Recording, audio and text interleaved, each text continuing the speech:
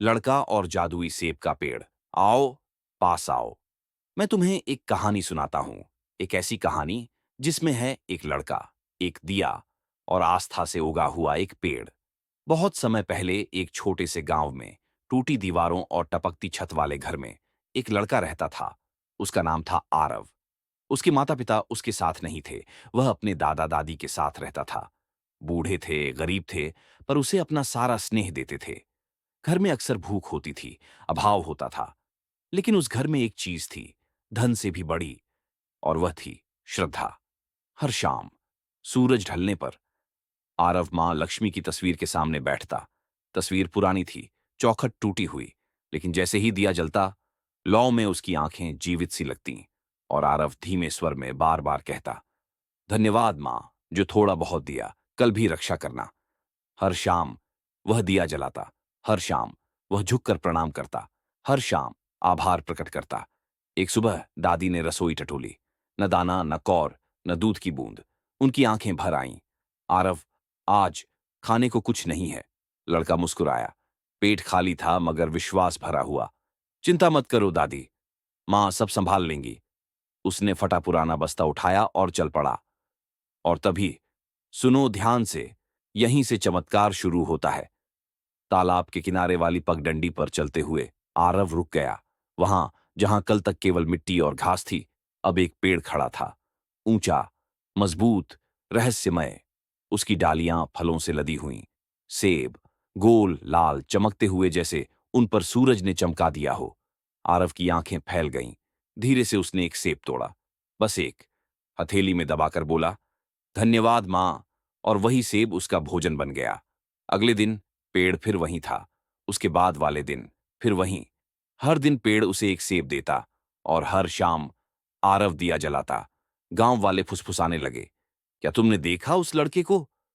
वह ऐसे पेड़ से खाता है जो कहीं से उग आया। ये वरदान है या टोना टोटका? एक लालची आदमी ने भी सेब तोड़ना चाहा, पर जैसे ही उसने हाथ बढ़ाया, फल काला पड़ गया और डालियां उससे दूर हट गईं। उस दिन के बाद किसी ने पेड़ छूने की हिम्मत न की, सिवाय आरव के। और हर शाम, हाँ, हर शाम आरव दिया जलाता रहा। फिर एक रात, जब वह दिया के पास झाड़ू लगा रहा था, अचानक खनक खनक उसने चटाई उठाई और वहां 3 सोने के सिक्के चमक रहे थे, सूरज की बूंदों जैसे। आरव का दिल धड़कने लगा। वह सिक्के लेकर दादा दादी के पास दौड़ा। दादा ने चेतावनी दी, बेटा, सोना हमेशा आशीर्वाद नहीं होता, कई बार ये परीक्षा होती है। लेकिन आरव लालची नहीं था। उसने सिक्के फिर मां लक्ष्मी के चरणों में रखे और फुसफुसाया, मां, बताइए इनका क्या करूं? और उसी रात स्वप्न में माता आईं, लक्ष्मी माता। हजारों दीपकों जैसी आभा, नेत्रों में करुणा और शक्ति।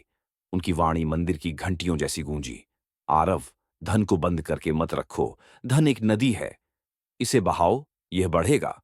इसका प्रयोग वहां करो जहां अंधकार है। सुबह होते ही आरव ने निर्णय ले लिया। सिक्कों से उसने किताबें, पट्टियां और स्लेट खरीदी, न सिर्फ अपने लिए, बल्कि गांव के हर गरीब बच्चे के लिए। जो बच्चे कभी खिड़की से पढ़ाई झांका करते थे, अब उनके हाथों में अपनी स्लेट थी। उनकी आंखों में चमक लौट आई। उनकी हंसी हवा में गूंजने लगी। और तभी अगला चमत्कार हुआ। जितना आरव बांटता, उतने ही सिक्के और आते। न खजाना, न ढेर, बस इतना जितना जरूरी। हमेशा बस उतना ही, जैसे खुद माता तौलती हों। एक सिक्का दया के लिए, 2 सिक्के बांटने के लिए, 3 सिक्के आशा के लिए। साल बीत गए। आरव जवान हो गया। लेकिन फिर भी हर शाम वह दिया जलाता। हर शाम, बिना रुके। और पेड़, वह सेब का पेड़ कभी नहीं सूखा। तालाब के पास खड़ा रहा, जैसे कोई प्रहरी।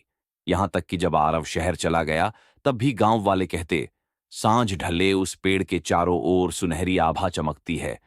और कभी कभी जब कोई भूखा बच्चा वहां से गुजरता, डालियां झुक जातीं और बस एक सेब देतीं। सिर्फ एक, उतना ही जितना उस दिन के लिए पर्याप्त हो। तो दोस्तों, याद रखना, सच्चा धन तिजोरी में बंद नहीं होता। सच्चा धन वही है जो बांटा जाए। सोना फीका पड़ता है, सेब सड़ जाते हैं, लेकिन जो दीपक तुम दूसरों के जीवन में जलाते हो, वह दीपक सदा जलता रहता है। तो दोस्तों, कैसी लगी आरव की कहानी? अगर ऐसी और कहानियां सुननी है तो हमारे चैनल टू डिटेल्स पर जाइए और रोचक कहानियां पाइए। धन्यवाद।